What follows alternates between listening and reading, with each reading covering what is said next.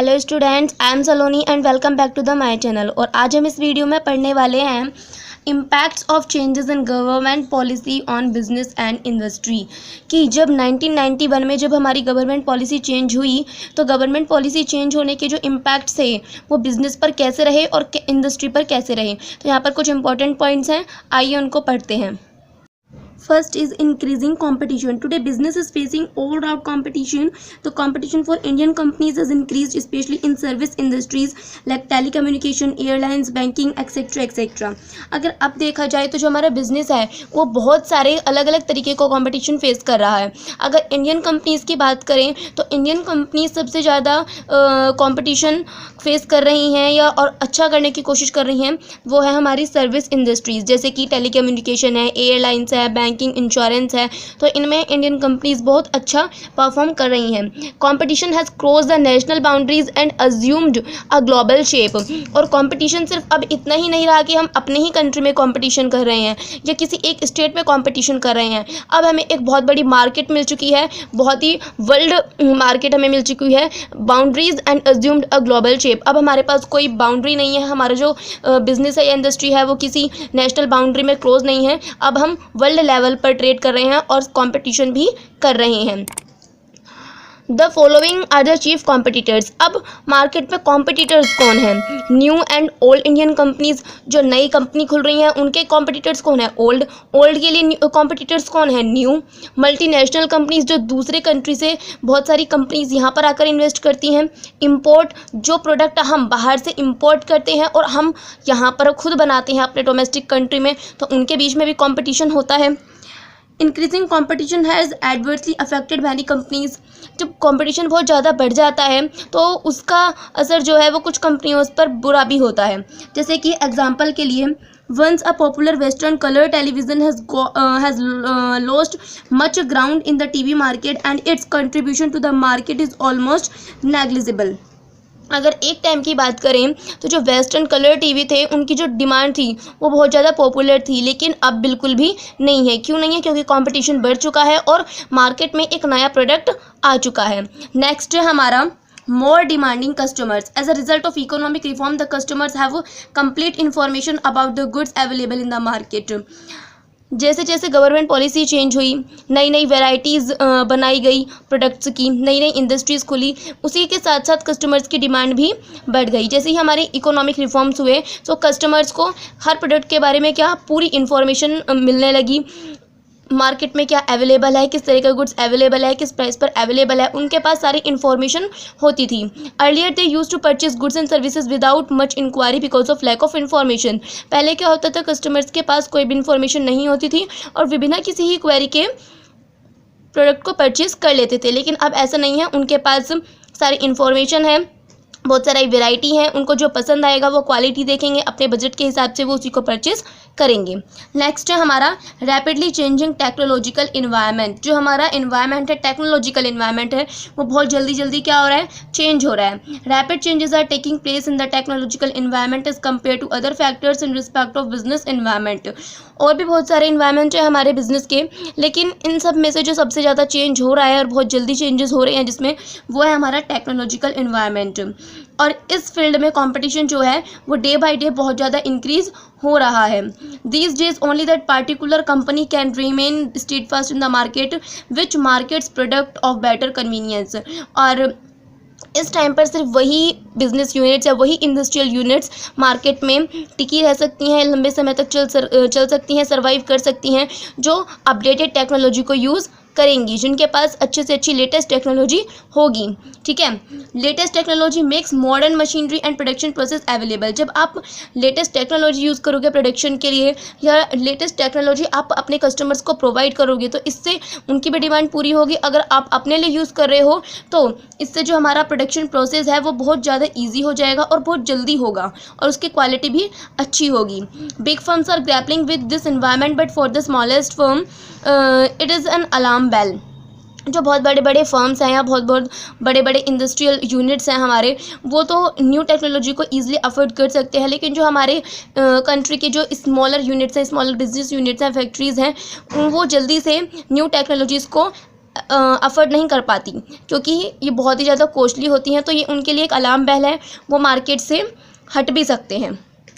Next है हमारा necessity for change, कि अपने आप को चेंज करने की ज़रूरत है। Before the implementation of economic reforms before 1991 the business were more stable. 1991 से पहले जब हमारे कंट्री में इकोनॉमिक रिफॉर्म्स नहीं हुए थे, सो उस टाइम पर जितने भी हमारे यहाँ पर बिज़नेस थे वो बहुत ज़्यादा स्टेबल थे, जल्दी जल्दी चेंज नहीं होते थे, या जल्दी से नए बिज़नेस ओपन नहीं होते थे और पुराने इतनी जल्दी क्लोज नहीं होते थे। Policies once laid down use to continue for a long time. उस टाइम पर जो भी पॉलिसीज़ बनाई जाती थी, एक बार बना दी और उनके बहुत लंबे समय के लिए यूज़ किया जाता था।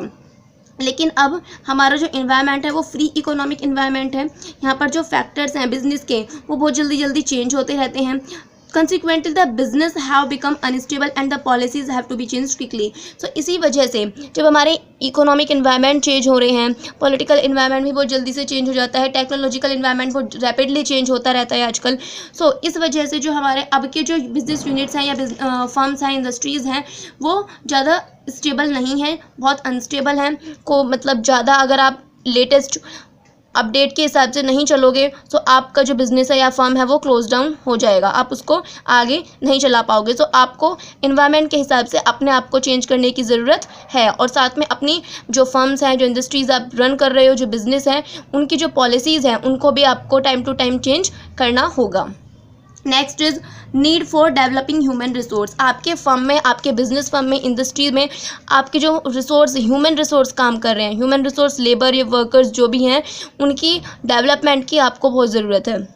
It is a big challenge to achieve success in business these days. It is not easy for the ordinary employees to face this challenge. अगर आपका बहुत बड़ा बिजनेस फर्म है, और ये बहुत बड़ा चैलेंज है कि अगर आपको बिजनेस में सक्सेस अचीव करनी है वो भी इस टाइम पर, तो ये कोई इजी नहीं है कि आप कि जो एम्प्लॉयज़ हैं वो उसको ईजिली फेस कर लेंगे। It is not easy for the ordinary employees to face this challenge. जो ऑर्डिनरी एम्प्लॉयज़ हैं उनके बस की नहीं है कि वो इस चैलेंज को एक्सेप्ट कर लें या इसको फेस कर पाएँ। ये बहुत डिफ़िकल्ट टास्क है ऑर्डिनरी एम्प्लॉयज़ के लिए। अगर कोई बहुत ही ज़्यादा टैलेंटेड है तो वो एक अलग बात है। It needs a thoroughly accomplished human resource equipped with the latest information. So इसके लिए क्या चाहिए कि जो आपके एम्प्लॉयज़ हैं उनके पास लेटेस्ट इन्फॉर्मेशन होनी चाहिए, उनको सारा काम अच्छे से आना चाहिए, वो भी लेटेस्ट टेक्नोलॉजी के हिसाब से। There has been a shortage of train human resource in India. लेकिन अब हम जिसकी बात करें कि लेटेस्ट टेक्नोलॉजी, लेटेस्ट इन्फॉर्मेशन उनको पता होनी चाहिए, वो कहाँ से आएगी? उनको ट्रेनिंग दी जाएगी तब आएगी। लेकिन हमारे कंट्री में जो ह्यूमन रिसोर्स है उनको ट्रेनिंग देने की बहुत ज़्यादा शॉर्टेज है, उनको ट्रेनिंग प्रॉपरली नहीं दी जाती है। तो उनके डेवलपमेंट पर भी हमें ध्यान देना चाहिए, अदरवाइज़ हम कभी भी सक्सेस नहीं हो पाएंगे। क्योंकि हमारे जो बिज़नेस है, हमारे जो इंडस्ट्रीज़ है, हमारे जो बिज़नेस फर्म्स हैं, उनमें काम कौन कर रहे हैं? ह्यूमन रिसोर्स ही तो काम कर रहे हैं। अगर वही डेवलप नहीं होंगे तो हमारा प्रोडक्शन भी अच्छा नहीं होगा। Next is market orientation. There are 2 points of view with regard to the marketing activities, production oriented and market oriented. जब हम दो तरीके से इस बात को देख सकते हैं कि हम दो तरीके की एक्टिविटीज़ करते हैं मार्केटिंग में। में जब हम दो तरह की एक्टिविटी करते हैं, first is production oriented and second is market oriented. According to the production oriented view point, first the goods are manufactured and then the market is visited for marketing the manufactured goods. Production oriented के according क्या होता है कि पहले हम goods को क्या कर लेते हैं, बना लेते हैं, और फिर मार्केट का सर्वे करते हैं कि हम कहाँ इनको बेचेंगे। On the other hand, according to the market oriented viewpoint, first of all the market is surveyed and then production is undertaken। Market oriented में हम क्या करते हैं, इसके अकॉर्डिंग ये होता है कि पहले हम मार्केट को सर्वे करते हैं, और फिर मार्केट को सर्वे करने के बाद क्या डिमांड है, किस तरह की हमारी मार्केट है, क्या कस्टमर्स चाहते हैं इस टाइम पर, हम उस तरह के गुड्स को प्रोड्यूस करते हैं। In the other words, previously it was thought that whatever was the quality of the product the customer would accept it. पहले क्या होता था, ये सोचा जाता था जो कस्टमर्स हैं, हम जो भी बनाएंगे वो ख़रीद ही लेंगे, वो उस क्वालिटी को उनको ख़रीदना ही होगा। लेकिन अब जो है वो थिंकिंग चेंज हो चुकी है।